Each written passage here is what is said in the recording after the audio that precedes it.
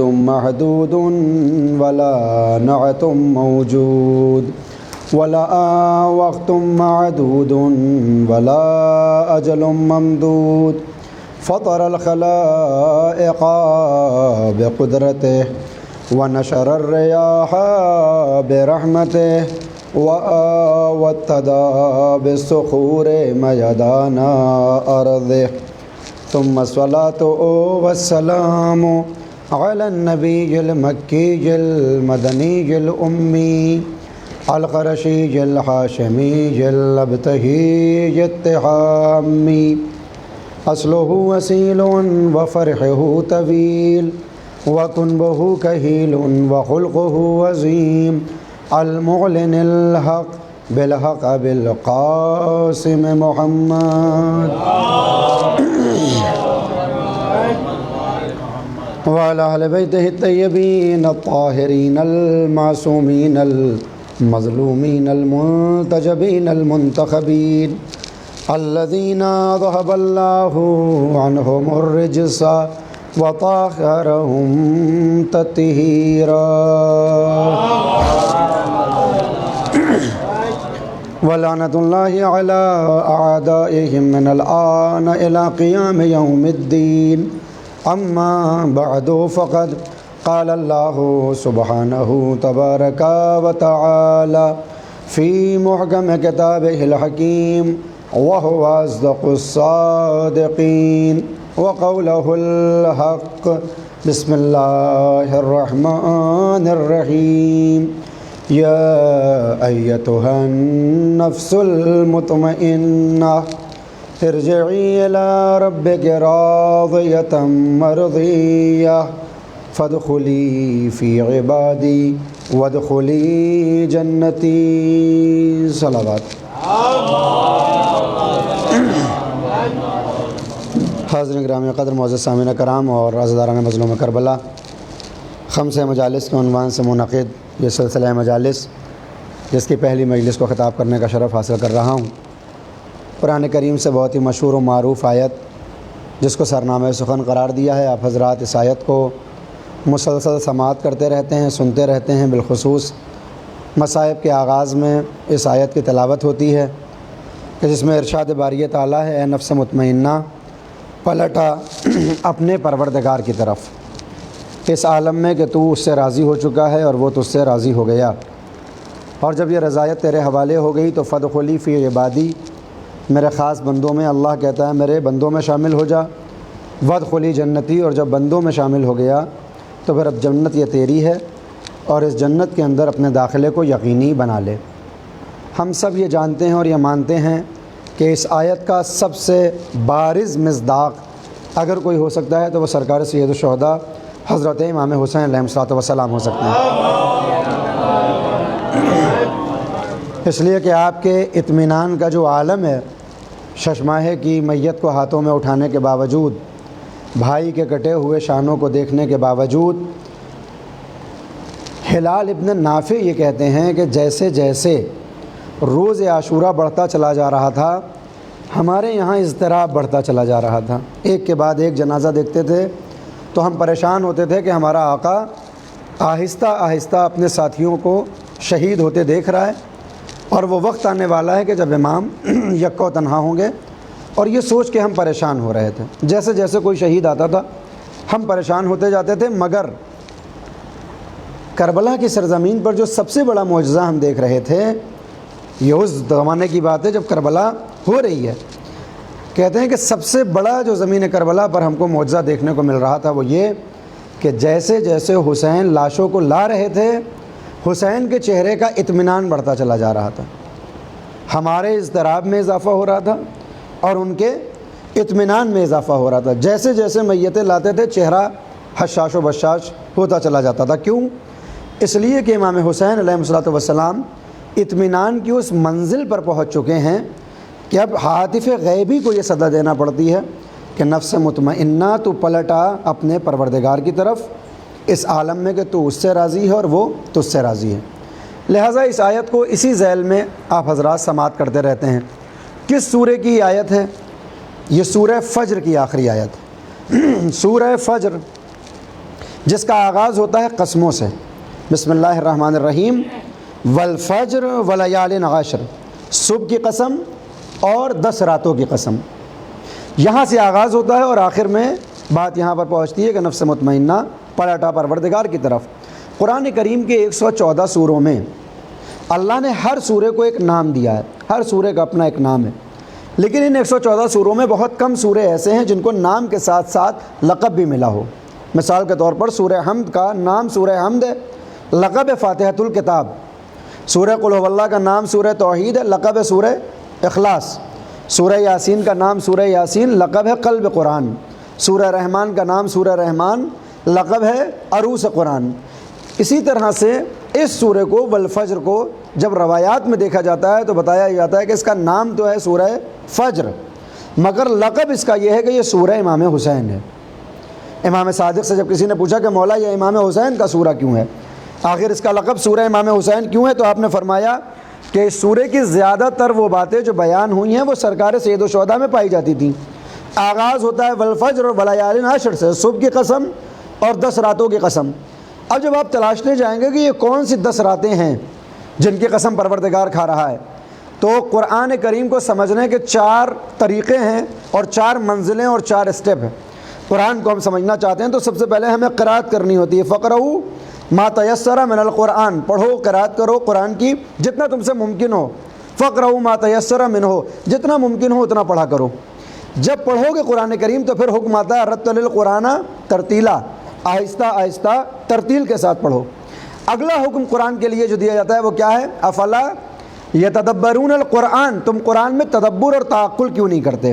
یعنی قرآن کریم کے جو ہمارے اوپر حقوق ہیں وہ کیا؟ سب سے پہلے ہم قرآن کی تلاوت کریں، آہستہ تلاوت کریں، پھر اس کے معنی اور مفاہیم کو سمجھیں اور پھر تدبر کریں۔ یعنی عام زبان میں اگر کہا جائے تو سب سے پہلے قرأت کے بعد ترجمہ اور ترجمے کے بعد تفسیر۔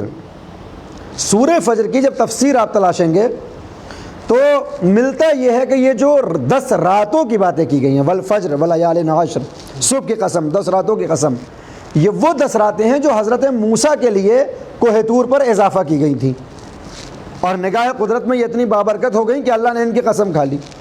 وہ 10 راتیں کون سی ہیں جو بابرکت ہیں؟ کہ جب ماہ ذی قعدہ کا آغاز ہوا، خدا بند عالم نے حضرت موسیٰ سے کہا کہ آپ کوہ طور پر آ جائیے۔ حضرت موسیٰ جب کوہ طور پر پہنچنے لگے، جانے لگے، تو کہتے ہیں کتنے دن کے لیے مجھے آنا ہے؟ کہا 30 دن کے لیے۔ کہا پروردگار جب میں کوہ طور پر آ جاؤں گا، اپنی امت سے دور ہو جاؤں گا، تو 30 دن میں جو مشکلات آئیں گی میری امت کے اوپر، جو سوالات جو جوابات ہوں گے، کس کی طرف رجوع کریں گے؟ میں تو ان کے سامنے نہیں ہوں گا۔ آواز آئی کیا چاہتے ہو؟ کہا میرے بھائی ہارون کو میرا وصی، میرا جانشین اور میرا خلیفہ بنا دیجئے۔ اب حضرات سنتے رہتے ہیں، خدا بند عالم نے حضرت ہارون کو حضرت موسیٰ کا خلیفہ جانشین قرار دیا۔ حضرت موسیٰ کوہ طور کی جانب بڑھنے لگے۔ پہلا دن گزرا، 2 دن گزرے، 3 دن، 10 دن، 20 دن، 30 دن۔ 30 دن کا وعدہ تھا، 30 دن کی خلافت حضرت ہارون کے حوالے تھی۔ جب 30واں دن تمام ہونے لگا، سورہ اعراف آیت نمبر 144، اللہ نے کہا موسیٰ تمہیں بلایا تو تھا 30 دن کے لیے، مگر ہم ان 30 دنوں میں 10 راتوں کو اور اضافہ کرنا چاہتے ہیں، اور ہم یہ چاہتے ہیں کہ یہ 30 دن آپ کے 40 راتوں میں تبدیل ہو جائیں۔ آپ کو جانا تھا اگلے روز، مگر اب آپ کو جانے کی ضرورت نہیں ہے، اب آپ 10 روز کے بعد جائیں گے۔ یہ اضافہ کیے گئے ہیں 10 دن، لہٰذا ماہ ذی الحجہ کی پہلی سے لے کر 10 ذی الحجہ تک شب میں جو نماز پڑھی جاتی ہے مغربین میں، مغرب اور عشاء کے درمیان، اس میں جو 2 رکعت نماز ہے اس میں اسی آیت کی تلاوت ہوتی ہے، سورہ اعراف کے غالباً آیت نمبر 144، کہ جس میں تذکرہ ہے کہ ہم نے بلایا تھا موسیٰ کو 30 دن کے لیے، مگر پھر ہم نے 10 دن کا اضافہ کر دیا۔ عزیزان گرامی، اللہ کو ان 10 راتوں میں ایسا کیا نظر آیا کہ اس نے قرآن میں ان پاکیزہ راتوں کی قسمیں کھا لی؟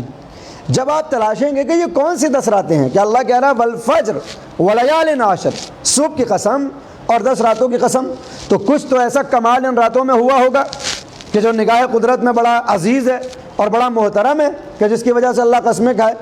جب آپ تاریخ اٹھا کر دیکھیں گے بنی اسرائیل کی اور ان 10 راتوں کی حقیقت آپ تلاش کرنا چاہیں گے تو معلوم ہے ان 10 راتوں میں کیا ہوا ہے۔ جب 31واں دن ہوا اور وعدے کے تحت حضرت موسیٰ کو نیچے آنا ہے، لیکن موسیٰ نہیں آ رہے ہیں، اس لیے کہ 10 دن اضافہ ہو گئے ہیں۔ لوگ انتظار کر رہے ہیں کہ آج موسیٰ آنے والے ہیں، 1 دن گزرا، 2 دن گزرے، 32 دن ہو گئے، 33 دن ہو گئے، لوگوں کے دلوں میں شک پیدا ہونا شروع ہوا کہ اللہ جانے موسیٰ نبی ہیں بھی یا نہیں، اللہ جانے موسیٰ رسول ہیں بھی یا نہیں۔ یہ وعدہ کر کے گئے تھے، وعدے کے تحت ان کو 31ویں دن آنا تھا، 32 دن ہو گئے، 33 دن ہو گئے، یہ اپنا جانشین اور خلیفہ بھی 30 دن کے لیے بنا کے گئے تھے، لہٰذا کوئی ہارون کو بھی نہیں پوچھ رہا ہے۔ 34واں دن ہوا تو اسی امت کا ایک منافق جس کا نام ہے سامری آ کے امت سے کہتا ہے کہ دیکھا تم نے، جب موسیٰ کہتے تھے کہ ہم اللہ کے نبی ہیں، اللہ کے رسول، تب بھی مجھے ان پہ یقین نہیں تھا، پیغمبر کے ساتھ بیٹھتا تھا، کہا مجھے تب بھی ان کے اوپر یقین نہیں تھا، وہ تو میں تم لوگوں کے ساتھ آ جاتا تھا، میں کہتا تھا اشہد ان لا الہ الا اللہ و موسیٰ کلیم اللہ، لیکن مجھے یقین نہیں تھا کہ موسیٰ نبی ہیں۔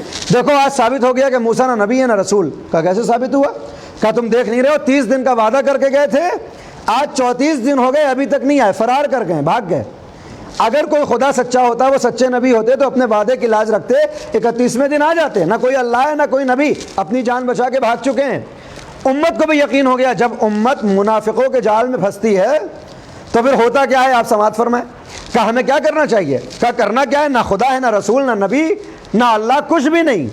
وہ موسیٰ تمہیں جھوٹے خدا کی طرف بلاتے تھے، میں تمہیں سچا خدا دلاتا ہوں، میں تمہارے لیے ایک سچا خدا آمادہ کروں گا۔ کہا کیسے خدا آمادہ کرو گے؟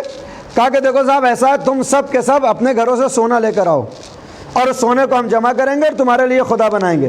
جب عقلوں پر پتھر پڑ جائیں تو جو سامنے سے کہہ رہا ہے کہ میں تمہارے لیے خدا بناؤں گا، اس کی بات کا یقین کیا جا رہا ہے کہ جس کو یہ بنائے گا اس نے ہمیں بنایا۔ یہ عجیب بات ہے نا، مگر کہہ رہے ہیں ہاں تم ٹھیک کہہ رہے ہو۔ سب نے سونا لا کے دینا شروع کیا، اور اب قرآن کیا کہتا ہے کہ سامری نے اپنے بچڑے کو بنایا، کہا میں اس کا نبی اور یہ میرا خدا۔ بنی اسرائیل جیسی بہانہ پرست قوم کہ جس کے بہانے اور مکاریاں آج تک ہم دیکھ رہے ہیں اسرائیل کی صورت میں، اس نے کہا کہ اچھا اگر تم خدا کی طرف سے آئے ہو، تم نبی ہو یہ خدا، تو موسیٰ تو یہ کہتے تھے کہ ان کا خدا ان سے باتیں کرتا ہے، تو تم اگر ان کے نبی ہو تو یہ تمہارا خدا یہ بھی تم سے باتیں کرے۔ پھنس گیا سامری کہ اب باتیں کیسے کرے۔ تو آپ یاد رکھیں کہ مشکل کشائی کے لیے 2 ہستیاں ہیں اس کائنات میں، اگر ایمان اور ایقان پایا جائے تو پھر انبیاء بھی اگر بلائیں تو مشکل کشائی کے لیے علی آتے ہیں۔ یہ ہم سب کا عقیدہ ہے کہ ہر نبی نے مشکل کے وقت بلایا تو علی آئے۔ اگر ایمان ایقان ہو تو مشکل کشائی کے لیے کون آتا ہے؟ علی۔ اس نے کہا تھا لاقعدن علی صراطک المستقیم، شیطان جب بھگایا جانے لگا آسمان سے تو کہا یہ بتا جا تو رہا ہے، جائے گا کہاں؟ کہتا ہے جاؤں گا کہاں؟ لاقعدن علی صراطک المستقیم، میں تیرے صراط مستقیم پر بیٹھ جاؤں گا، میں تیرے صراط مستقیم پر بیٹھ جاؤں گا۔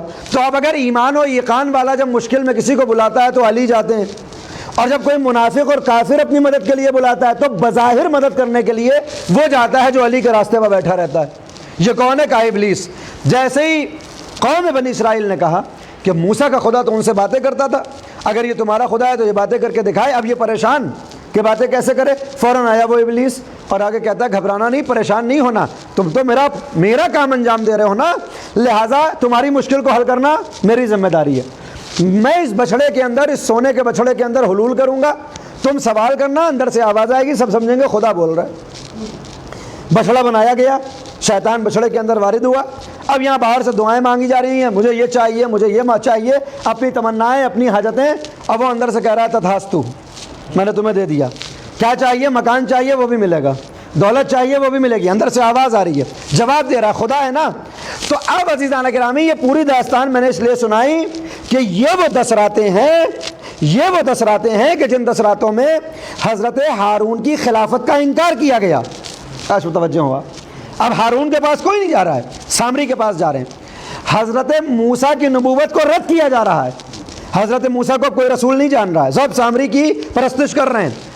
نہ صرف یہ کہ امامت اور رسالت کو ٹھکرایا جا رہا ہے، توحید پہ حملہ ور ہو رہا ہے۔ یہ سامری اللہ کی وحدانیت کو ختم کر دیا، اللہ کی توحید فنا ہو گئی، بچڑا ہے جو خدا بن گیا ہے۔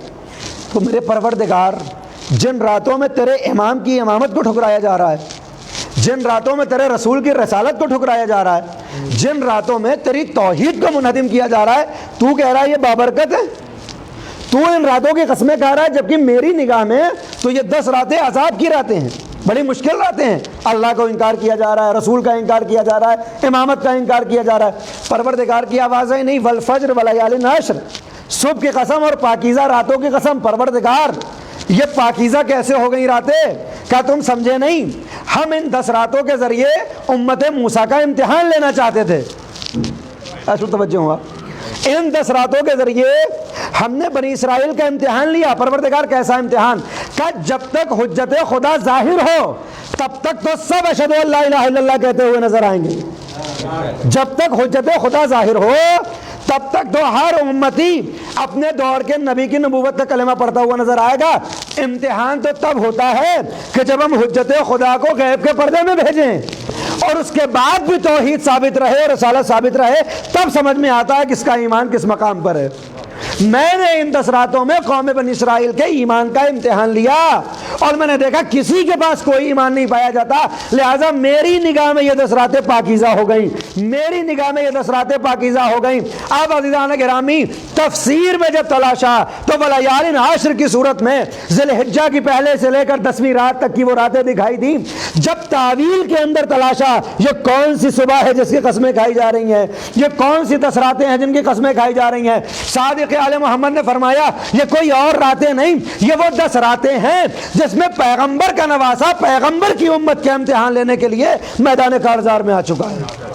یہ وہ 10 راتیں ہیں کہ جن 10 راتوں میں پیغمبر کا نواسا, آخری پیغمبر کا نواسا اپنے پیغمبر کی امت کا امتحان لینے کے لیے آ چکا ہے. یہ وہ 10 راتیں ہیں کہ جن کی قسمیں کھائی جا رہی ہیں, اور یہ صبح کوئی اور صبح نہیں, یہ صبح عاشور ہے کہ جس دن امتحان ہونا ہے, جس دن ایمان کو جانچا جائے گا, جس دن اسلام کو پرکھا جائے گا. لہذا عزیزان گرامی اگر امام سامنے ہو اور کوئی امام کی امامت کو قبول کرے, اگر رسول نگاہوں کے سامنے ہو اور ہم کلمہ پڑھیں تو یہ کوئی کمال کی بات نہیں ہے. بات تب ہے جب حجت خدا پردہ غیب میں ہو اور پھر بھی ہمارے ایمان میں کمی نہ آئے, ہمارے اسلام میں کمی نہ آئے, تب یہ معلوم ہوتا ہے کہ ایمان کس منزل پر ہے. لیجیے عزیزان گرامی یہ جو سورہ ہے سورہ امام حسین, اس میں کہا گیا کہ نفس مطمئنہ اپنے پروردگار کی طرف پلٹا, اس لیے کہ تو اس سے راضی ہو چکا ہے اور وہ تجھ سے راضی ہو گیا. ہم سب کا دعویٰ یہ ہے کہ ہم سب خدا سے راضی ہیں. ہم کر بھی کیا سکتے ہیں؟ جب ہمارا کوئی بس نہیں چلتا تو ہم کہتے ہیں خدا کی مرضی اور ہم اس پر راضی ہیں. پہلے ساری کوشش کرتے ہیں کہ اپنے معاملات کو حل کر لیں, جب ہار جاتے ہیں تو پھر کیا کہتے ہیں؟ اللہ کی مرضی. جیسے ویسے کبھی صدقہ نہ دیں, لیکن اگر جیب سے پرس گر جائے تو گھر والے ڈھارس بناتے ہیں پریشان نہ ہونا صدقہ نکل گیا. ایران کے اندر ایک ضرب المثل ہے کہ روغن ریختے صدقے بے امام زادے, جب روغن گر جاتا ہے تو کہا جاتا ہے امام کو دے دیا. تو ہمارا اور آپ کا بھی حال یہی ہوتا ہے کہ جب کوئی بس نہیں چلتا تو ہم کہتے ہیں خدا کی مرضی. تو ممکن ہے اس کائنات میں راضیہ آپ کو بہت لوگ دکھائی دیں, توجہ ہوا کہ ہم خدا سے راضی ہیں, ہم خدا سے راضی ہیں. مگر یہاں نفس مطمئنہ کا کمال یہ ہے کہ راضیتم مرضیہ, کہ جب یہ دعویٰ کرے گا کہ میں خدا سے راضی ہوں تو ادھر سے جواب آتا ہے تم ہی راضی نہیں ہو, میں بھی تم سے راضی ہوں, میں بھی تم سے راضی ہوں. اور جب یہ رضایت مل جائے تو فدخلی فی عبادی, میرے بندوں میں شامل ہو جا. اے میرے پروردگار یہ کیسی باتیں کر رہا ہے؟ اس کائنات میں بڑا تیرے بندے کے علاوہ بھی کسی کا کوئی بندہ ہو سکتا ہے؟ کوئی تیرا کلمہ پڑھے یا نہ پڑھے, تیری توحید کو مانے یا نہ مانے, تیرے رسول کو جانے یا نہ جانے, وہ چاہے کافر ہو, مشرک ہو, مسلمان ہو, منافق ہو, فاسق ہو, ملحد ہو, کوئی بھی ہو, وہ تیرے دین کو نہیں مانتا مگر بندہ تو تیرا ہی ہے, تو نے پیدا کیا ہے نا. پھر یہ کیا کہہ رہا ہے؟ فدخلی فی عبادی, میرے بندوں میں شامل ہو جا. یہ جو نفس مطمئنہ ہے, جو راضیہ اور مرضیہ کا لقب پا چکا ہے, اس سے کیوں کہہ رہا ہے کہ میرے بندوں میں شامل ہو جا؟ کہا نہیں, میں عام بندوں کی باتیں نہیں کر رہا. اے پروردگار پھر کن بندوں کی باتیں کر رہا ہے؟ کہ میں ان بندوں کی باتیں کر رہا ہوں کہ جن کی عبودیت ان کی رسالت پر حاوی ہوتی ہے, جن کی عبودیت ان کی نبوت کے اوپر حاوی ہوتی ہے. اب عزیزان گرامی آپ کہیں گے عبودیت بھلا رسالت اور نبوت پہ حاوی کیسے ہو سکتی ہے؟ تو اس کا ثبوت یہ ہے کہ ہم خود روزانہ کم سے کم نمازوں میں 10 مرتبہ اس کی عبودیت کی گواہی پہلے دیتے ہیں اور رسالت کی گواہی بعد میں دیتے ہیں. اور تشہد میں کہتے ہیں واشہد ان محمدً عبدہ و رسولہ, ہم گواہی دیتے ہیں کہ محمد اس کے عبد ہیں اور اس کے رسول. یعنی عبودیت اس مقام کا نام ہے, اس منزلت کا نام ہے جہاں رسالت پیچھے ہوتی ہے, عبودیت آگے آ جاتی ہے. یہی ایک وجہ ہے کہ وہ پیغمبر جس کو اللہ نے کبھی کوئی بھی مقام دینا ہوا, کوئی بھی مرتبہ دینا ہوا, ہر مرتبے کے ساتھ ایک لقب دیا ہے, ایک نام دیا, ایک ٹائٹل دیا. آپ قرآن کریم میں پیغمبر کے القاب کو اٹھا کر دیکھیں, کبھی یا محمد کہا, کبھی احمد کہہ کے پکارا, کبھی مزمل کہا, کبھی مدثر, آپ سنتے رہتے ہیں مجالس میں, کبھی طٰہٰ, کبھی یاسین, کبھی کہا یا ایھا النبی, کبھی یا ایھا الرسول. جب بھی کوئی فضیلت دی ہے ایک نیا ٹائٹل, ایک نیا نام دیا. مگر پیغمبر کے لیے جو سب سے عظیم فضیلت ہے, پیغمبر کے لیے جو سب سے عظیم فضیلت ہے وہ کیا ہے؟ وہ ہے سفر معراج. متوجہ ہیں؟ پیغمبر کے لیے سب سے اہم فضیلت کیا ہے؟ سفر معراج. آپ کہیں گے یہ کیسے ہوگا کہ سفر معراج اور یہ منزلت سب سے بہتر ہو جائے اور سب سے اعلیٰ ہو جائے؟ دلیل یہ ہے کہ معراج کے علاوہ جتنی بھی باتیں پیغمبر کے حوالے اللہ نے کی، جو بھی منصب پیغمبر کو ملا، اللہ نے کہا تم کو آنے کی ضرورت نہیں ہے، ہم تمہارے گھر پہنچائیں گے۔ دیکھیں انعام دو طرح کے ہوتے ہیں نا، آپ ایوارڈ دیتے ہیں وہ دو طرح کے ہوتے ہیں۔ جب آپ کسی سے محبت کرتے ہیں اور کوئی انعام دینا چاہتے ہیں، کوئی ایوارڈ دینا چاہتے ہیں، تو آپ کہتے ہیں کہ صاحب مجھے اس سے محبت ہے، لوگوں کو بتانے کی ضرورت نہیں ہے، میں خود سے کوئی ایک ٹرافی خریدوں گا اور اس کے گھر تک پہنچا دوں گا۔ جب معاملہ چھوٹا ہوتا ہے تو پھر گیدرنگ نہیں ہوتی، جلسہ نہیں ہوتا، بلکہ چیز خریدی جاتی ہے، انعام جا کر دے دیا جاتا ہے۔ لیکن جب ٹرافی بڑی ہو، عہدہ بڑا ہو، شے بڑی ہو، تو کہا چپکے سے نہیں دی جائے گی، اعلان کیا جائے گا، اور پھر اس کے گھر میں نہیں پہنچائی جائے گی، اس کو بلایا جائے گا کہ تم لینے کے لیے آ جاؤ۔ پیغمبر اسلام کو رسالت دینی ہوئی تو اللہ نے جبریل کو بھیجا کہ فَاصْدَعْ بِمَا تُؤْمَرْ، اب اعلان کر دیجئے اس بات کا جس کا حکم آپ کو دیا گیا ہے، اپنی رسالت کا اعلان کیجئے۔ جب نبوت دینا ہوئی تو جبریل امین آ کر کہہ رہے ہیں اقرأ بسم ربک الذی خلق، پڑھیے اس خدا کے نام سے جس نے آپ کو پیدا کیا ہے۔ یعنی رسالت دینا ہوئی تو جبریل لے کر آ رہے ہیں، نبوت دینا ہوئی تو جبریل لے کر آ رہے ہیں، قرآن عطا کرنا ہوا تو اوپر سے نیچے آ رہا ہے، پیغمبر نہیں جا رہے، عصمت دینا ہو رہی ہے تو جبریل امین عصمت کے قاعدے اور قانون سمجھا رہے ہیں۔ مگر اللہ جانے معراج کتنی بڑی فضیلت تھی کہ پیغمبر سے کہا گیا کہ اس مرتبے کو دینے کے لیے تمہارے پاس جبریل نہیں آئیں گے، اب یہاں واسطے ہٹائے جائیں گے، تم کو آنا پڑے گا۔ اور اب وہ مقام ہے کہ جہاں جبریل سے کہتے ہیں پیغمبر اسلام آگے بڑھیے، تو کہتے ہیں نہیں، اس کے آگے گیا تو بالوں پر جل جائیں گے، اس کے آگے میرے جانے کی ہمت نہیں ہے۔ اور اب پیغمبر اسلام سفر معراج پر ہیں۔ عزیزان گرامی، یہ اتنا بڑا ہوتا ہے کہ پیغمبر جا رہے ہیں، ذہن میں ہے یہ تو میرا لفظ کہ پیغمبر کے لیے یہ اتنی بڑی فضیلت ہے کہ پیغمبر کو جانا پڑ رہا ہے۔ سوال یہ پیدا ہوتا ہے کہ وہ خدا جو چھوٹی سی بھی فضیلت دیتا ہے تو پیغمبر کو ایک لقب، ایک نیا نام، ایک نیا ٹائٹل دیتا ہے، مگر قرآن میں آپ جہاں جہاں یہ دیکھیں گے کہ معراج کا تذکرہ ہو، وہاں نہ نبوت کا تذکرہ ہے، نہ رسالت کا تذکرہ ہے، نہ نام محمد ہے، نہ نام احمد ہے، نہ مزمل، نہ مدثر، نہ کوئی نیا نام، کچھ نہیں۔ جہاں جہاں قرآن میں تذکرہ معراج ہے وہاں خدا نے اپنے عبد کا تذکرہ کیا ہے۔ سورہ اسراء، سورہ بنی اسرائیل، سبحان الذی اسری بعبدہ لیلا من المسجد الحرام الی المسجد الاقصی، پاک و پاکیزہ ہے وہ ذات جو لے گئی راتوں رات، کسے؟ اپنے نبی کو نہیں، اپنے رسول کو نہ، محمد کو نہیں، احمد کو نہیں، کس کو نہیں لے کے جا رہی ہے؟ سبحان الذی اسری بعبدہ، پاک و پاکیزہ ہے وہ ذات جو لے گئی راتوں رات، کسے؟ اپنے بندے کو۔ اللہ اکبر۔ یعنی قرآن میں جب معراج کا تذکرہ ہوتا ہے تو عبودیت آگے آتی ہے۔ سورہ نجم، اللہ نے معراج پر لے جانے کے بعد پیغمبر کو ساری چیزیں دکھا دیں، یہ جنت ہے، یہاں تمہارے چاہنے والے جائیں گے، یہ جہنم ہے، یہاں تمہارے دشمن جائیں گے، یہ سلسبیل ہے، یہ کوثر ہے، یہ حور ہیں، یہ غلمان، یہ تمہارا مرتبہ، یہ سلمان کا حجرہ، یہ مقداد کا گھر، یہ ساری چیزیں دکھانے کے بعد سورہ نجم آیت نمبر 10، اللہ اسی معراج کے سفر پر ایک مقام پر پیغمبر کو کھڑا کر دیتا ہے اور پھر کہتا ہے فَأَوْحَىٰ إِلَىٰ عَبْدِهِ مَا أَوْحَىٰ، سفر معراج ہے۔ پھر ہم نے اپنے بندے کے اوپر وہ وحی کر دی جو ہمیں وحی کرنا چاہیے تھی۔ تذکرہ معراج رسول نہیں کہا، نبی نہیں کہا، احمد و محمد نہیں، پھر وہی عبودیت کا تذکرہ۔ سورہ نجم آیت نمبر 10، فَأَوْحَىٰ إِلَىٰ عَبْدِهِ مَا أَوْحَىٰ، پھر ہم نے وحی کر دی کس کی طرف؟ اپنے بندے کی طرف، کہ ما اوہا، جو ہمیں کرنا چاہیے تھی۔ تو معاملہ یہ ہوا کہ جہاں معراج کا تذکرہ ہے وہاں عبودیت کا تذکرہ۔ اب پروردگار نے آواز دی کہ راضیتم مرضیہ، تو نفس مطمئنہ ہے، اپنے پروردگار کی طرف پلٹا کہ تو راضی اس سے، وہ تجھ سے، فادخلی فی عبادی، میرے بندوں میں شامل ہو جا۔ اور بندوں میں شامل ہونے کے لیے تمہارے پاس کوئی نہیں آئے گا، ارجعی الی ربک راضیۃ مرضیہ۔ کاش توجہ ہوں، اگر آپ آغاز مجلس میرے ساتھ تھے تو اب آپ محسوس کریں کہ جیسے پیغمبر اسلام کو معراج پر بلانا ہوا، معراج جیسی عظمت پیغمبر کے حوالے کرنا ہوئی تو واسطہ کسی کو نہیں بنایا، کہا تو خود سے آ، تجھے خود آنا پڑے گا۔ اور اب یہاں نفس مطمئنہ سے کہا جا رہا ہے ارجعی الی ربک راضیۃ مرضیہ، یعنی جو سفر معراج پیغمبر کا ہے وہی سفر معراج تمہارا ہے۔ جیسے معراج میں عبودیت کا تذکرہ پیغمبر کی ہوتا ہے، ویسے نفس مطمئنہ کی عبودیت کا تذکرہ ہوگا، فادخلی فی عبادی، میرے بندوں میں شامل ہو جا، میرے بندوں میں شامل ہو جا۔ عزیزو، اس آیت کو جو پڑھا جاتا ہے فَأَوْحَىٰ إِلَىٰ عَبْدِهِ مَا أَوْحَىٰ، اور پھر ہم نے وحی کر دی اپنے بندے کی طرف جو وہی کرنا چاہیے تھی. سورہ نجم آیت نمبر 10. بار بار دہرا رہا ہوں تاکہ ذہن میں محفوظ ہو جائے. آج ترقی یافتہ دور میں ہم نے پاس ورڈ اور کوڈ ورڈ بنا لیا ہے اور ہم یہ سمجھتے ہیں ہم نے بڑی ترقی کر لی. آج کوڈ ورڈ اور پاس ورڈ کا تو معاملہ یہ کہ ہر ایک کے ہاتھ میں موبائل اور سیل فون ہے اور اس کے اوپر ایک پاس ورڈ اور کوڈ ورڈ لگا ہوا ہے. اللہ نے 14 صدی پہلے ایک کوڈ ورڈ بنا دیا تھا اور دنیا کو قاعدہ بتایا تھا کہ اگر کسی چیز کو چھپانا ہو تو کوڈ ورڈ بنانا پڑتا ہے. فَأَوْحَىٰ إِلَىٰ عَبْدِهِ مَا أَوْحَىٰ, اور ہم نے وحی کر دی اپنے بندے کی طرف ما اوحا, جو کرنا چاہیے تھی, جو وحی کرنا چاہیے تھی.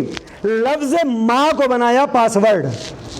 اللہ نے یہ نہیں بتایا کہ کون سی وحی کرنا چاہیے. اللہ نے یہ نہیں بتایا کہ پیغمبر کو کون سی باتیں بتائی گئی ہیں. اور اے میرے پروردگار آخر تو چھپا کیوں رہا ہے؟ یہ کون سا پیغام ہے, یہ کون سی وحی ہے کہ تو بتانا نہیں چاہتا کہ میں نے اپنے بندے پر وہ وحی کر دی جو مجھے کرنی چاہیے تھی؟ بتا تو صحیح کہ یہ کون سی وحی تھی. کہا نہیں, ماں کے ذریعے چھپایا جائے گا. اس ماں کو بنایا گیا کوڈ ورڈ. پاس ورڈ کا قانون یہ ہوتا ہے, کسی ڈیوائس کو اگر آپ کو لاک کرنا ہے تو جس پیٹرن یا جس نمبر سے آپ نے لاک لگایا ہے, ان لاک کرنے کے لیے اسی کو لگانا پڑے گا. کاش متوجہ ہوا. دیکھیں یہی مجلس اگر میں بزازے میں پڑھ رہا ہوتا تو 40 منٹ میں پڑھتا اور 25 منٹ مومنین پڑھتے. صلوات بھیجیں پر محمد والا. خدا سلامت رکھے. اللہم صلی فَأَوْحَىٰ إِلَىٰ عَبْدِهِ مَا أَوْحَىٰ, پھر ہم نے وحی کر دی اپنے بندے کی طرف جو وحی کرنا چاہیے تھی. اے میرے پروردگار کیا کرنا چاہیے تھی؟ بتا تو صحیح. کہ نہیں بتایا نہیں. اب اس ماں کو تلاشا جائے کہ کیا وحی کرنا چاہیے تھی, کون سی وحی ہے, کس کو چھپایا جا رہا ہے. قرآن کریم کو اٹھایا, پیغمبر اسلام سفر معراج سے واپس آئے. جیسے ہی آئے میں نے ایک ایک آیت کو دیکھنا شروع کیا کہ یہ ماں اوہا کہیں کھلتا ہوا دکھائی دے. پیغمبر کی مکی زندگی تمام ہو گئی, قرآن میں کہیں نظر نہیں آیا کہ کہیں یہ سمجھ میں آیا کہ وہ کون سی وحی تھی کہ جو کرنا چاہیے تھی. مکے کی کسی آیت میں سمجھ میں نہیں آیا. پیغمبر آ گئے مدینے, مدینے میں آنے والے سوروں کو تلاشا کہ یہ ماں اوہا کھلتا ہوا نظر آ جائے. فَأَوْحَىٰ إِلَىٰ عَبْدِهِ مَا أَوْحَىٰ, اس لیے کہ کوڈ ورڈ بنایا ہے ماں کو, اسی ماں کے ذریعے کھلے گا. پہلی ہجری تمام ہوئی, ساری آیتیں پڑھ گئیں, ماں اوہا سمجھ میں نہیں آیا. دوسری ہجری, تیسری ہجری, چوتھی, پانچویں, چھٹی, ساتویں, آٹھویں, نویں, 10ویں ہجری آ گئی اور ابھی تک یہ ماں کھلتا ہوا نظر نہیں آ رہا. پیغمبر اعلان کر چکے ہیں ان قریب میں تمہارے درمیان سے چلا جاؤں گا. اللہ اکبر.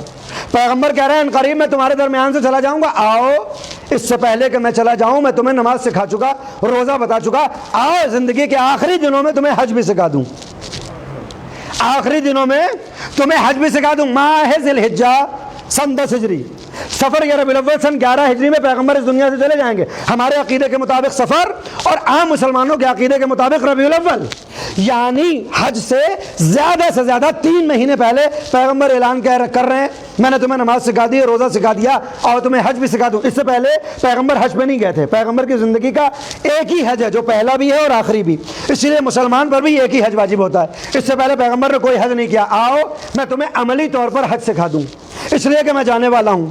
جب پیغمبر نے یہ اعلان کیا کہ میں جانے والا ہوں, میں پریشان ہو گیا کہ پیغمبر تو اب جانے والے ہیں, یہ ماں اوہا تو سمجھ ہی میں نہیں آتا کہ یہ کون سی وحی تھی جو آنی تھی, یہ کون سا پیغام تھا جو چھپانا تھا. پیغمبر آ گئے حج کے اوپر, حج کے فرائض انجام دے دیے, پھر بھی یہ ماں اوہا کھلتا ہوا نظر نہیں آیا. پیغمبر نے ارادہ کیا, حج تمام ہوا, چلو اپنے اپنے گھروں کی جانب جاؤ. بصرے والے بھی آمادہ ہیں, یمن والے بھی آمادہ, مدینے والے بھی آمادہ, شام والے بھی آمادہ, سب جانا چاہ رہے ہیں. ایک چوراہے پہ جا کر رک گئے. جیسے ہی یہاں پر پہنچے جبریل امین آئے, یا ایھا الرسول بلغ ما انزل الیک من ربک, اے رسول اس کو پہنچائیے کہ ما انزل, جو آپ کے اوپر نازل ہو چکا ہے. پیغمبر پریشان, کیا نازل ہو چکا ہے, میں کیا پہنچاؤں؟ کہ وہ مجھے کیا معلوم, اگر وہ مجھے معلوم ہوتا تو ہمیشہ آیت سناتا تھا نا کہ یہ پہنچائیے. آج اللہ چھپا رہا ہے مجھ سے. یا ایھا الرسول بلغ ما انزل الیک من ربک, وہ پہنچائیے جو بہت پہلے آپ پہ نازل ہو چکا ہے. پیغمبر نے اپنی یادوں کے جھروکوں سے اپنے حافظے کے پنوں کو الٹنا شروع کیا کہ یہ ماں اوہا کہیں سمجھ میں آئے. اور اب عزیزان گرامی پیغمبر کو سفر معراج یاد آیا اور پیغمبر کو وہ آیت یاد آئی سورہ نجم کی, فَأَوْحَىٰ الی عبدہ ما اوحی، پھر ہم نے وحی کر دی جو وحی کرنا چاہیے تھی۔ اے میرے پروردگار یہ کون سا پیغام تھا جسے تم ماں میں چھپا رہا ہے؟ کہ اس آیت کے اترنے کے بعد کہ یا ایھا الرسول بلغ ما انزل الیک من ربک، پیغمبر جو پہنچائیں بس وہی آیت ہمیں پہنچانا چاہیے تھی۔ اس پیغام کے بعد حبیب خدا جو پیغام پہنچائیں گے وہی پیغام معراج میں نازل ہوا تھا۔ اب پیغمبر نے کیا کیا کہ جو آگے چلے گئے ہیں ان کو پیچھے بلاؤ، جو پیچھے رہ گئے ہیں ان کا انتظار کرو، اس لیے کہ دین اسلام میں نہ غلو کی اجازت ہے نہ تقصیر کی اجازت ہے۔ اہل بیت کا جو مقام ہے اس مقام کو ماننا ہوگا، نہ ان کے آگے بڑھا جائے گا نہ ان سے پیچھے رہا جائے گا۔ زیارت جامع کبیرہ میں یہی تو کہتے ہیں کہ ہم اپنے ائمہ سے کہتے ہیں کہ ہمیں ان میں قرار نہ دینا کہ جو تم سے آگے چلے گئے، اور ہمیں ان میں بھی قرار نہ دینا جو تم سے پیچھے رہ گئے۔ ہم آپ کے ساتھ رہنا چاہتے ہیں، آپ کے دشمنوں کے ساتھ نہیں رہنا چاہتے۔ عزیزان گرامی، پیغمبر نے مجمع کو روکا، 1.25 گھنٹے کا خطبہ دیا، اور 1.25 گھنٹے کا خطبہ دینے کے بعد کیا کہتے ہیں؟ من کنت اللہ مولایا وانا مولا المومنین ومن کنت مولاہ فہذا علی مولا۔ اللہ میرا مولا ہے، میں مومنین کا مولا، اور جس کا میں مولا ہوں اس کے یہ علی مولا ہیں۔ اب عزیزان گرامی، ما انزلہ کے ذریعے پیغمبر نے کیا پہنچایا؟ ولایت امیر المومنین۔ ما انزلہ کے ذریعے پیغمبر نے کیا پہنچایا؟ علی کی عصمت و طہارت، علی کی امامت۔ سوال یہ پیدا ہوتا ہے کہ اے میرے پروردگار، نبوت دینا ہوئی تو جبریل آئے، کیا توجہ ہو آپ؟ رسالت عطا کرنی ہوئی تو تو نے بھیجی، قرآن نازل کرنا ہوا تو پیغمبر کو نہیں بلایا کہ تمہارے پاس جائے گا، احکام تو نے غار حرا میں بھیج دی ہے، ان کے گھر میں آیتیں آ رہی ہیں، ان کے سفر پہ آیتیں آ رہی ہیں۔ یہ ولایت کے اندر ایسا کیا اثر تھا کہ تو نے ولایت پیغمبر کی طرف نہیں بھیجی بلکہ کہا کہ تم کو آنا ہوگا؟ کہا اس لیے کہ یہ وہ عہدہ ہے کہ اگر یہ فنا ہو جائے تو پھر نبوت بھی فنا ہو جاتی ہے، اگر یہ ضائع ہو جائے تو توحید بھی ضائع ہو جاتی ہے۔ یہی ایک وجہ تھی نا کہ جب امام رضا سے پوچھا مت توحید، مولا بتائیے کہ توحید کیا ہے؟ امام نے کہا لا الہ الا اللہ محمد رسول اللہ علی ولی اللہ الہ ہونا توحید۔ لا الہ الا اللہ محمد رسول اللہ علی ولی اللہ، یہاں تک جو آتا ہے وہ توحید پر ہے۔ اس نے کہا کہ مولا لا الہ الا اللہ توحید نہیں، کہا نہیں، کہا محمد کا کلمہ پڑھنے کے بعد بھی توحید نہیں، کہا نہیں، کہا پھر کہ ولایت امیر المومنین کے اقرار کے ساتھ توحید کی بنیادیں مضبوط ہوتی ہیں۔ اور اب ہمیں نظر آتا ہے کہ جہاں ولایت امیر المومنین نہ ہو، جہاں ولایت کا سایہ نہ ہو، نہ وہاں رسالت سالم رہ سکتی ہے نہ توحید۔ اب جو ولایت کے غیر میں رسالت دیکھی جاتی ہے وہاں رسول اپنے جیسا نظر آتا ہے، جہاں ولایت سے ہٹ کے رسالت دیکھی جاتی ہے وہاں کا رسول معاذ اللہ نعوذ باللہ گناہ کبیرہ اور گناہ صغیرہ کرتا ہوا دکھائی دیتا ہے۔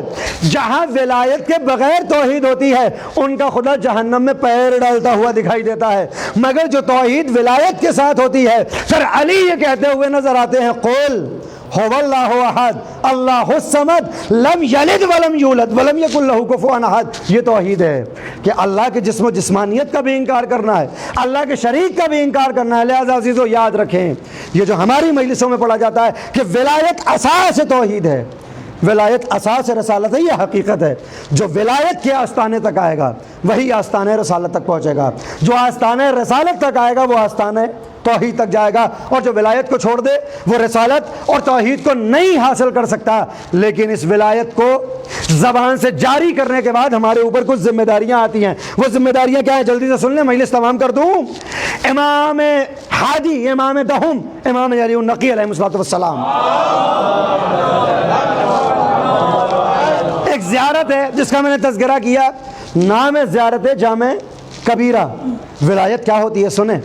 امام علیہ الصلوۃ والسلام اس زیارت کے ایک فراز میں یہ کہتے ہیں جعل صلواتنا علیکم وما خصنا بہ من ولایتکم۔ امام ہادی فرما رہے ہیں اہل بیت پر صلوات پڑھتے ہوئے کہ اللہ نے ہماری صلوات کو تمہارے اوپر قرار دیا تو اس کے نتیجے میں یہ ہوا وما خصنا بہ من ولایتکم، جیسے ہی ہم نے آپ کے اوپر صلوات بھیجی، جیسے ہی ہم نے آپ کے اوپر سلام پڑھا، ان کی ولایت کا سایہ ہمارے سروں پہ آیا۔ امام فرما رہے ہیں زیارت جامعہ میں کہ جب ہم اہل بیت پر صلوات بھیجتے ہیں، آل محمد پر، تو کیا ہوتا ہے؟ ادھر ہم صلوات بھیجتے ہیں، ان کی ولایت کا سایہ ہمارے سروں پہ آتا ہے۔ جیسے ہی اس ولایت کا سایہ ہمارے سر پر آتا ہے 4 ریئیکشن ہوتے ہیں۔ وہ ریئیکشن کیا ہے؟ جیسے ہی ولایت کا سایہ ہمارے سروں پہ آتا ہے، امام فرماتے ہیں طیبا لخلقنا، ہماری خلقت پاکیزہ ہو جاتی ہے اس صلوات کے ذریعے۔ جب ہم صلوات بھیجتے ہیں، ان کی ولایت کا سایہ ہمارے سروں پہ آتا ہے، طیبا لخلقنا، ہماری طینت پاکیزہ ہو جاتی ہے۔ طہارتا لانفسنا، ہمارے نفوس طیب و طاہر ہو جاتے ہیں۔ زاکیتا لنا، ہمارے اندر تزکیہ نفس پیدا ہو جاتا ہے۔ وکفارتا لذنوبنا، اور ہمارے گناہوں کا کفارہ ہو جاتا ہے۔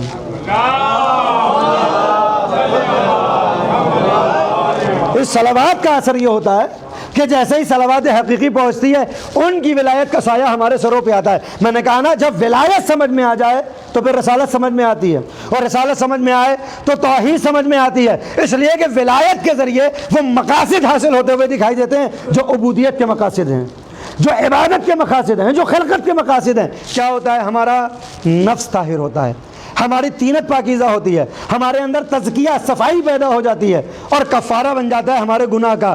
تو اب عزیزان گرامی، اگر ہمیں یہ دیکھنا ہو کہ ہماری صلوات ان تک پہنچ رہی ہے یا نہیں، ہمارا سلام ان تک پہنچ رہا ہے یا نہیں، تو پھر ہم یہ دیکھیں یہ ریئیکشن ہمارے اوپر کیسے ہو رہے ہیں۔ اس لیے کہ صلوات کے بعد ان کی ولایت کا سایہ ہمارے سروں پہ آنا چاہیے، اور جیسے ہی یہ سایہ آنا چاہیے، ہمارا جسم پاکیزہ ہو جائے، ہماری اللہ اکبر، ہماری جان پاکیزہ ہو جائے، ہمارا نفس پاکیزہ ہو جائے، ہمارے اندر تزکیہ پیدا ہو جائے، صفائی پیدا ہو جائے، اور ہمارے گناہوں کا کفارہ ہو جائے۔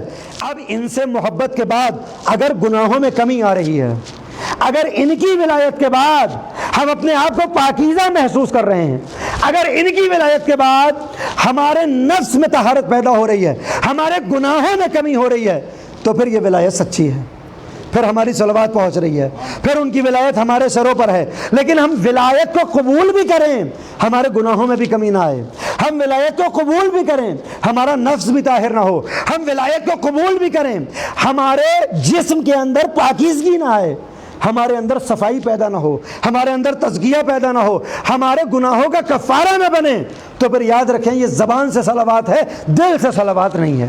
اس لیے کہ امام ششم نے فرمایا تھا صلوات کے دو پہلو ہیں، ایک ظاہری پہلو